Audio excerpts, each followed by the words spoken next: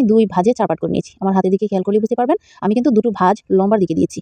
তো এখন আমি গলার লম্বা নিচ্ছি 3.5 ইঞ্চি পরিমাণ। যেহেতু ছোট বাচ্চা সেজন্য আমি 3.5 ইঞ্চি পরিমাণ নিচ্ছি।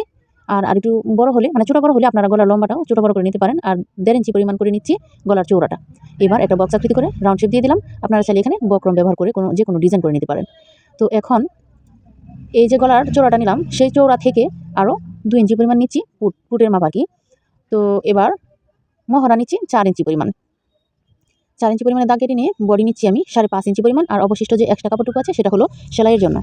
তো এখানে আমি 5.5 ইঞ্চি পরিমাণে দাগ কেটে নিয়ে এই কোণা থেকে একটু সামান্য করে রাউন্ড শেপ দিয়ে দিলাম। এখানে আপনারা আধা ইঞ্চি পরিমাণ দিয়ে নিতে পারেন। আর এখানে আধা ইঞ্চি পরিমাণ পুট ডাউন দিয়ে দিলাম। তো এবার লম্বা হচ্ছে 15 ইঞ্চি পরিমাণ, 14-15 এরকম। তো আমি এটা 1.5 বছরের বাচ্চাদের জন্য নিচ্ছি। তো আপনারা আপনাদের বাচ্চাদের মেজারমেন্ট অনুযায়ী নিয়ে নেবেন। আর এখানে আমি কামিজের মতো করে মানে 5 ইঞ্চি পরিমাণ দাগ কেটে নিয়ে এভাবে দাগ কেটে নিচ্ছি, মানে কামিজ যেভাবে করে কাটিং করি আর কি, ঠিক সেরকম করে নিয়ে নিচ্ছি। যেহেতু আমি বডি নিয়েছি 5.5 ইঞ্চি পরিমাণ, এজন্য শেস্তর মধ্যে আরও আধা ইঞ্চি পরিমাণ কম নিয়ে তারপর কাটিং করে নিচ্ছি।